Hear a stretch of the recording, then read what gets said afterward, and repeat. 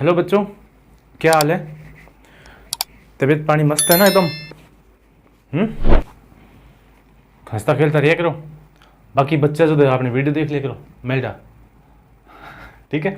हाँ देखो, कक्षा 8 अध्याय 3 घात एवं घातांक। आज हम तीसरा अध्याय शुरू कर रहे हैं। दो तो हमने कर दिए, तो जिसका नाम क्या है घात और घातांक है। हम आज पूरा अध्याय नहीं करेंगे, सिर्फ ये जानेंगे कि घात और घातांक होता क्या है। ठीक है, बस इसकी के बारे में जानेंगे। 5 या 10 मिनट का टॉपिक करेंगे, इसके ऊपर नहीं करेंगे। तो देखो, शब्द है घात एवं घातांक। ये सर क्या होता है? देखो, हमने बहुत बार ये संख्या ही देखी है। जैसे कुछ संख्या के ऊपर इस प्रकार लगाया हुआ मिलता है हमें, है ना। 5 के ऊपर 5 लगाया होता है, या x के ऊपर 3 लगाया होता है, या कुछ भी मान लो a के ऊपर 3 लगाया होता है, a के ऊपर c लगाया होता है। तो हम इसको देख के बोलते हैं कि भाई ये क्या है, ये क्या बला आ गई, है ना। कोई टोना टोटका कर गया कि है क्या। तो बच्चों इसको बोलते हैं घात। और इसकी ज़रूरत क्यों पड़ती है? तो बड़ी बड़ी संख्याएं होती हैं जो हम तो काम में नहीं लेते हैं, लेकिन बहुत बड़ी संख्याएं होती है। जैसे मान लो प्रकाश होता है ना, लाइट। तो लाइट की स्पीड कितनी होती है? तो गुरुजी लाइट की स्पीड को हम इस प्रकार लिख सकते हैं, 3 गुणा 10 की पावर 8। 3 गुणा 10 की पावर 8। यहाँ क्या है? 10 की घात 8। यहाँ देखो, अगर हम घात ना लिखते तो इसके आगे क्या लगाते? तो गुरुजी 8 जीरो लगाते। तो कितने? 1 2 3 4 5 6 7 8। 3 3 6 2 8। प्रकाश की जो स्पीड है, जो चाल है, जो हमारे पास आता है ना, लाइट आती है, प्रकाश जो सूर्य का प्रकाश आता है, उसकी स्पीड कितनी है? तो गुरुजी 3 का आगे 8 बिंदी है। तो देखो, एक तो हम इस प्रकार लिखें और एक इस प्रकार लिखें, ज़्यादा बेटर कौन सा लगता है बताओ? सुंदर भी लगता है और संख्या भी कम गिरता है और आसानी से समझ में भी आ जाता है कि भाई 10 की पावर 8 है। तो इसको हम इस संख्या को छोटा लिखने के लिए घात का उपयोग करते हैं। किसका उपयोग करते हैं? घात और घातांक का उपयोग करते हैं। ये होती है घात। अब देखो, घात के बारे में कुछ और बताऊं मैं आपको। अब देखो कि घात और घातांक में क्या अंतर है। तो मेरे हिसाब घात और घातांक क्या है? 5 की घात मैंने 3 लिखा था। तो अगर आपको बोलना है कि 5 की घात 3, तब तो आपको घात बोलना पड़ेगा। जैसे 5 का घातांक 3 नहीं बोल सकते ना, तो हम बोलेंगे कि 5 की घात 3। और अगर आपको बोल दे कि इसमें घातांक कितने हैं, इसमें घातांक कितने हैं, तो इसका मतलब वो अगला सिर्फ इसके बारे में बात कर रहा है। अगर घातांक शब्द आए तो सिर्फ इसके बारे में बात कर रहा है। ठीक है। और अगर घात शब्द आए, पूरा घात शब्द आए, घातांक, तो सिर्फ 3 के बारे में बात कर रहा है, घातांक कर रहा है। तो और अगर घात शब्द आए तो हम क्या करेंगे कि 5 की घात 3 के बारे में, यानी कि इस पूरे के बारे में ही वो बोल रहा है। ठीक है, मेरे हिसाब से तो यही होना चाहिए। बाकी मैंने तो गूगल पे देखा था, नहीं मिला। बोलता है मामूली सा अंतर है, लोग इसको नज़रअंदाज कर देते हैं, तो हम भी कर देते हैं। चलो, समझ में आया कि घात और घातांक में अंतर क्या होता है। घात होता है तो हम इस प्रकार बोलते हैं कि 5 की घात 3। और अगर बोल दे कि इसमें घातांक कितना है, तो हम सीधा ही बोल देंगे इसमें घातांक कितना है? 3 है। यही अंतर होता है घात और घातांक में। समझ में आई? पढ़ो पल्ले कुछ। अब देखो, कुछ और देखते हैं। घात और घातांक के बारे में पल्लो पड़ गयो नहीं? देखो,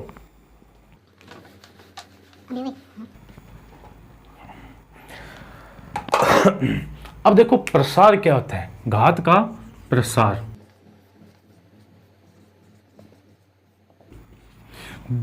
देखो कि घात का प्रसार हम किस प्रकार करते हैं। सबसे पहले अगर आपको कोई लिखे दे दे कि 5 की घात 10 को प्रसार करके दिखाओ, तो आप क्या खातर बैठे? हाँ कि गश का।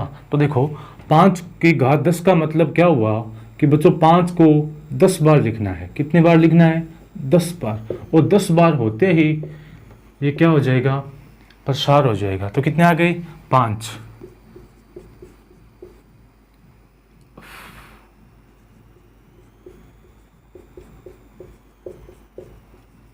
1 2 3 4 5 6 7 8 9 10। ये हो गया 5 की घात 10 का प्रसार। अगर आपको कोई और बोल दे कि भाई P/Q की घात n का प्रसार करो, P/Q की घात n का प्रसार करो, तो क्या करोगा? ये में तो कोई नंबर ही को नहीं, क्या करेंगा? तो आप क्या करेंगे कि इसको इस प्रकार लिखेंगे, P/Q गुणा P/Q गुणा P/Q। और कहाँ तक लिखेंगे? तो यहाँ n लिखा हुआ है, तो हम यहाँ लिख देंगे कोष्टक में n बार। कितनी बार? n बार। तो इस प्रकार हम प्रसार कर सकते हैं। ये हो गया घात का प्रसार। किसका प्रसार? घात का प्रसार। पहले पढ़ो प्रसार क्या करना है। और अगर थाने प्रसार देड़ो है तो की करूँगा? जी हाँ, अठ देड़ो है 5, यहाँ दिया हुआ हो कि 8 गुणा 8 गुणा 8 और गुणा 8 और गुणा 8 और गुणा 8, तो इसको घाती रूप में लिखो तो क्या करोगे? 3 और 3 6, तो ये हो गई 8 की घात कितनी? 6। कितनी हो गई? 6 हो गई। ये तो हो गया इस प्रकार की संख्या। और अगर मान लो यहाँ इसको मिटा रहा हूँ मैं एक बार, सो देखो, अगर मान लो आपको बताए कि 10 की घात 6 का प्रसार करो, 10 की घात 6 का प्रसार करो, तो इसको हम दो तरीकों से लिख सकते हैं। एक तो हम इस प्रकार भी लिख सकते हैं कि 1 के आगे कितने जीरो लगाने हैं? 10, सॉरी 1 के आगे 6 जीरो लगाने हैं, तो 1 2 3 4 5 6। एक प्रसार तो हम इस प्रकार कर सकते हैं कि भाई 1 के आगे जितनी घात है उतना शून्य लगा दो। और दूसरा प्रसार हम इस प्रकार कर सकते हैं, तो देखो 10 गुणा 10 गुणा 10 गुणा 10 गुणा 10 गुणा 10 कितने हो गए? 3 और 3 6 बार लिख दिया ना 10 को। 1 2 3 4 5 6।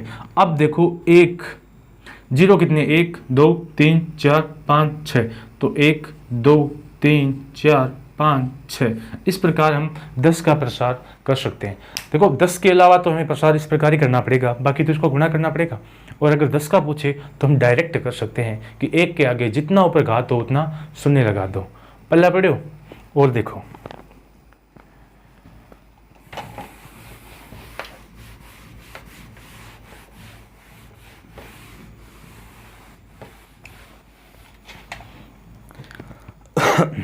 देखो एक संख्या आपको इस प्रकार दी कि p/q की घात n बताया था मैंने। ओ इस संख्या का मतलब क्या होता है? इसका मतलब होता है कि p की घात भी n बार है और q की घात भी n बार है। समझ में आई? इसको p को भी n बार लिखना है और q को भी n बार लिखना है। इसको हम इस प्रकार भी लिख सकते हैं, p गुणा p और कितनी बार? तो सर जी n बार। और यहाँ अगर n हो नीचे, मान लो कि नीचे n ना हो कि क्या है? एक बार तो n ही है। और अगर यहाँ m होता तो हम q को m बार लिख देते, q q q और कितनी बार? यहाँ n है तो n बार लिख रहे हैं, और यहाँ m होता तो यहाँ ये शब्द है ना, ये शब्द, इसको हम m बार लिख देते। ये होता है घातों का प्रसार। पहले पढ़ो नहीं, प्रसार ही प्रकार हो गए। और देखो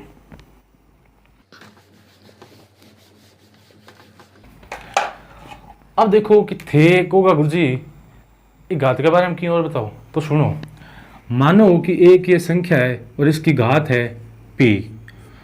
तो बच्चों इसको तो हम अभी बता के आए हैं कि क्या बोलते हैं, घातांक बोलो या घात बोलो, घातांक बोलो या घात बोलो। और ये जो है ना नीचे वाला, इसको बोलते हैं हम आधार। क्या बोलते हैं? आधार। ठीक है, इसको मैंने आपको पहले ही बता दिया था कि घात और घातांक में क्या अंतर होता है। ठीक है, अब देखो इसके कुछ गुणधर्म देख रहे हैं, गुण धर्म प्रॉपर्टीज देख रहे हैं। तो 2 मिनट का वो है तो देख लेते हैं।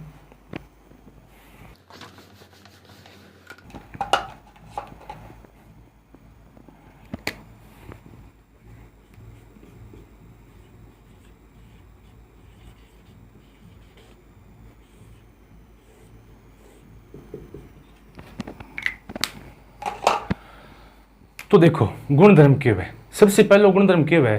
क्या गुरुजी बिम लिख रहा क्यों है कि अगर आधार समान हो, नहीं क्यों है, आधार समान हो तो घातें जुड़ जाती है।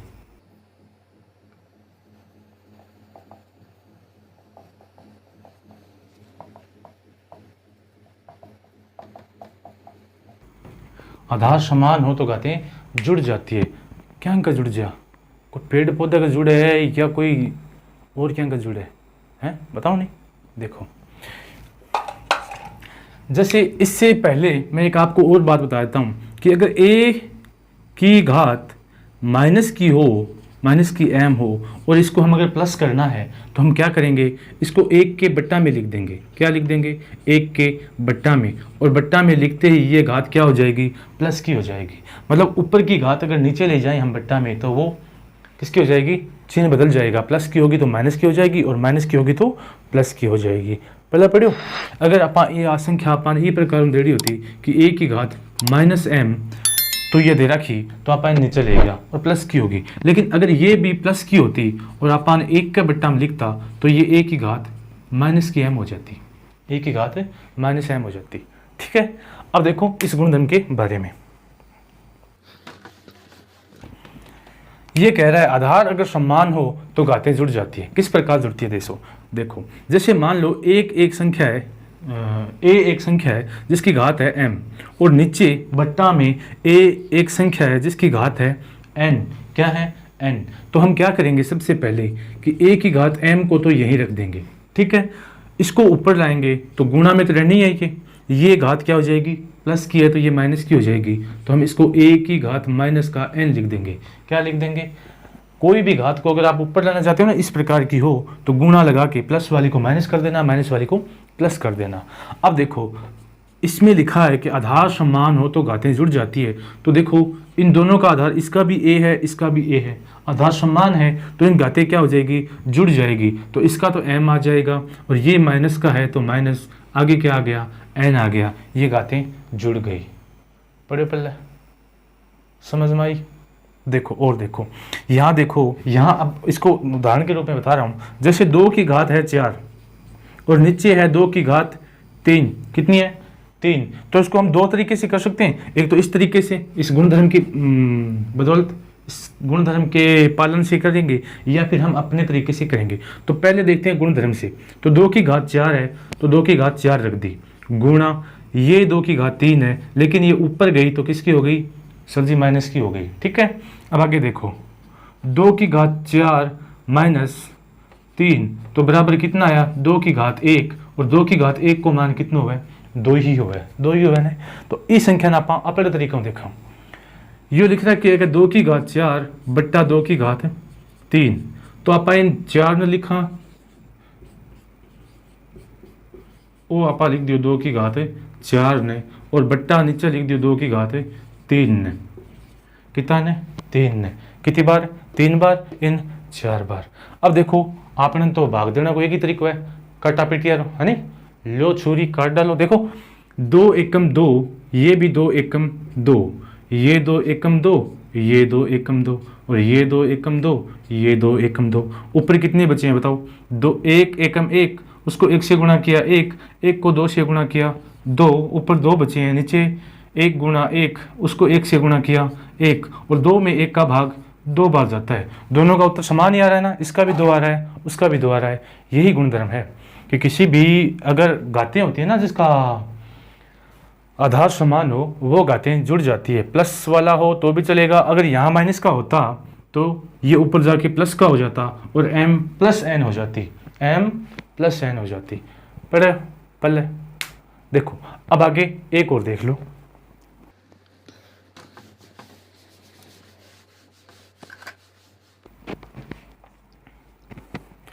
देखो एक ये है कि a की घात m और उसके कोष्टक लगा के ऊपर घात n, मतलब कोई संख्या की घात आ गई और घात के ऊपर और घात आ गई, तो उसको हम क्या करते हैं, सीधा ही गुणा कर देते हैं, m को n से गुणा कर देते हैं। यहाँ जोड़ नहीं आता है। अगर कोष्टक यानी घात के ऊपर घात हो तो वो गुणा हो जाती है, और बट्टा में घात हो तो वो जुड़ जाती है। जिस प्रकार देखो इसको हम इस प्रकार समझा सकते हैं कि 2 की घात मान लो 5 है और उसकी घात 3 है, घात की घात होगी ना, तो इसको हम क्या करेंगे, 2 की घात 5 को 3 से गुणा करेंगे और फाइनल उत्तर जो आएगा 5 दिए कितना आएगा, गुरुजी 15 आएगा।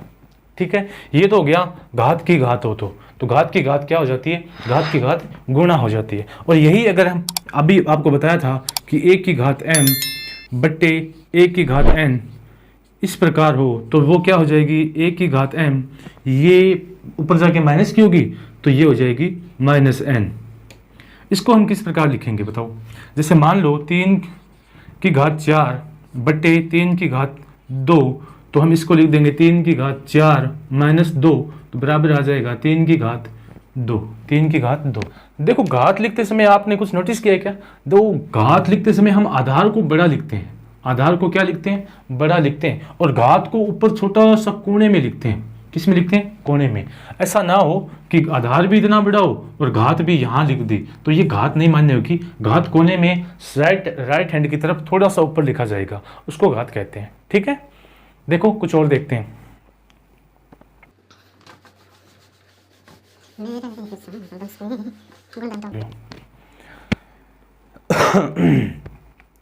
अब घात वाली बात में एक चीज और आ रही है। क्या आ रही है कि सर जी घात वाली बात में एक बात ये आ रही है कि किसी भी चीज संख्या को मान लो, वो p मान लो, q कुछ भी मान लो, उसकी घात अगर 0 होती है ना तो उसका मान 1 आता है। किसी भी संख्या का घात अगर 0 हो तो उसका मान 1 आता है। वो क्या हुआ है, देखिए बताओ। तो देखो मान लो एक संख्या है 5 और 5 की घात है 0। कितनी है, 0। तो 0 को हम इस प्रकार लिख सकते हैं कि 5 की घात 1 माइनस 1। यहाँ आप 1 माइनस 1 भी 0 होता है, 5 माइनस 5 भी 0 होता है, 10 माइनस 10 भी 0 होता है। तो यहाँ आप घात जितनी चाहें उतनी ले लो। आसानी के लिए हमने 1 माइनस 1 ले लिया। तो अभी मैंने आपको एक बात बताई थी कि जिसमें हमने क्या किया था कि a की घात m बटे a की घात n को इस प्रकार लिखा था कि a की घात m माइनस n लिखा था ना। तो अगर हम इसको इस प्रकार लिख सकते हैं तो इसको इस प्रकार भी लिख सकते हैं। यस और नो, नो नहीं यस। देखो तो हम इसको किस प्रकार लिखेंगे, इसके हिसाब से देखें तो 5 की घात 1 बटे माइनस वाली नीचे आके प्लस हो गई ना, तो 5 की घात 1 और 5 की घात 1 का मतलब हुआ 5, नीचे भी हुआ 5। 5 में 5 का भाग कितनी बार जाता है, 1 बार जाता है। कितनी बार जाता है, 1 बार। तो किसी भी संख्या की अगर घात 0 होती है तो इस प्रकार हम देख सकते हैं कि उसका मान हमें कोई भी संख्या हो और अगर उसका मान कोई भी संख्या हो और अगर उसकी घात 0 हो तो उसका मान हमेशा 1 आता है। अब आपको पता ही है कि पंगेबाज तो हर जगह होते हैं, तो यहाँ नहीं होंगे क्या, गणित में तो पंगेबाज भरे पड़े हैं। तो देखो आपको ये पूछ ले कि सर जी 0 की घात 0 है, इंग मान 1 आसी, बताओ दाई 0 की घात 0 को मान 1 आशी तो क्यों आशी, नया आवे तो क्यों को नहीं आवे। तो देखो मैं ही बता दूं, खड़ी हुई हटे पहला मिटा दूं।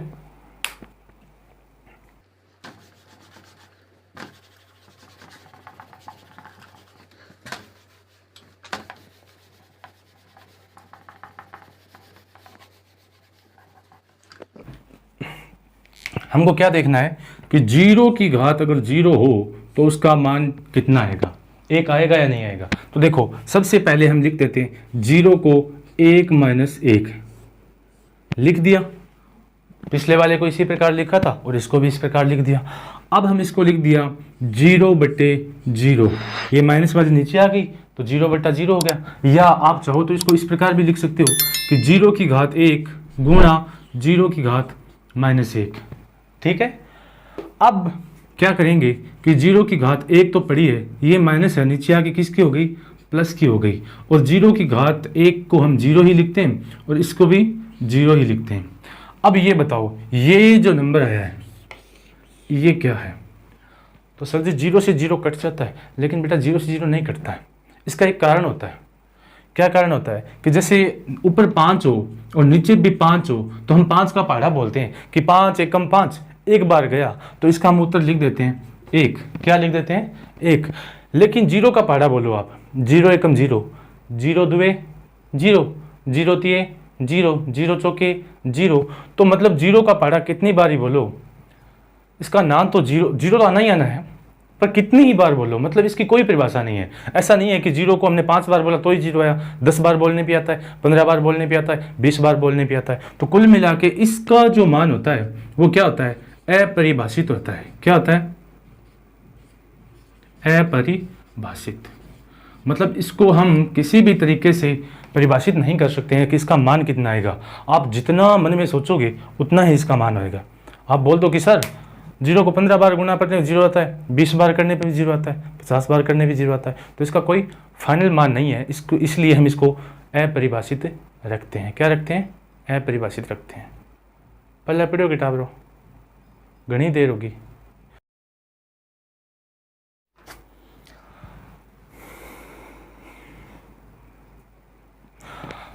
हाँ, तो आज के लिए इतना ही। सभी को मैं एक बार पुनः बता देता हूँ क्या क्या बताया मैं आज आपको।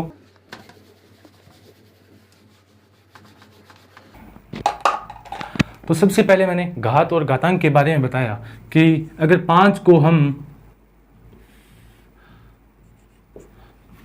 देखो, सबसे पहले ये आधार होता है, ये घात होता है। ये क्या होता है? आधार होता है। और ये इसको आप अगर 5 की बोलोगे तो घात बोल दोगे, और सीधा बोलोगे तो घातांक बोल देना। क्या बोल देना? घातांक। ठीक है। दूसरी बात मैंने क्या बताई आपको कि घात को हम प्रसार रूप में लिख सकते हैं और प्रसार को हम घात रूप में लिख सकते हैं। दोनों ही काम किया जा सकता है। ठीक है। तीसरी बात मैंने आपको बताई कि अगर a को m है तो अगर हम इसको नीचे ले जाएंगे तो ये माइनस का m हो जाएगा, और यही उल्टा होता है। a की अगर माइनस m है तो इसको हम नीचे ले जाएंगे तो a की ये प्लस m हो जाएगा। देखो, इसका उल्टा भी होता है। अगर नीचे m हो तो ऊपर आके प्लस हो जाएगा, और ऊपर m हो तो नीचे जाके प्लस का हो जाएगा। एक ही बात है। तीसरी मैंने आपको क्या बताई कि किसी भी संख्या का घात अगर 0 हो तो उसका मान हमेशा क्या आता है? 1 आता है, लेकिन इसमें 0 शामिल नहीं है, मतलब a का मान 0 नहीं होना चाहिए। बाकी कोई भी संख्या हो उसका मान हमेशा क्या आएगा? 1 आएगा। तीसरी बात बता दी। चौथी बात क्या बताई थी कि अगर आधार समान हो तो घातें क्या हो जाती है? तो गुरुजी जुड़ जाती है। क्या होती है? जुड़ जाती है। a की घात m माइनस n, ये नीचे माइनस है ना, वो प्लस है, ऊपर जाके माइनस हो गई। और एक बात मैंने क्या बता दी आपको कि अगर घात के ऊपर घात हो, मान लो a के ऊपर m उसके ऊपर n हो, तो ये घातें क्या हो जाएगी? गुणा हो जाएगी। क्या हो जाएगी? गुणा हो जाएगी। ठीक है। और क्या रहेगी बताओ? एक बात और बताऊं, देखो कि ये जो हम लिखते हैं कि a/b की घात p, ये जो पूरे कोष्टक के ऊपर लगाते हैं ना, तो इसका मतलब ये होता है कि ये a की भी घात p है और b की भी घात p है। समझ में आई? अगर 1 बट्टा यहाँ a की जगह 1 होता तो भी 1 की घात p और b की घात p। आज के लिए इतना ही। जो नहीं समझ में आया वो पूछ लेना। बाकी कल से हम ये जो प्रश्नावली जो आपकी 3.1 है वो करेंगे। ठीक है। तब तक के लिए धन्यवाद। खुश रहो, हंसते रहो, खेलते रहो, गाते रहो, नाचते रहो। हमारा क्या, हम तो पढ़ाते रहेंगे।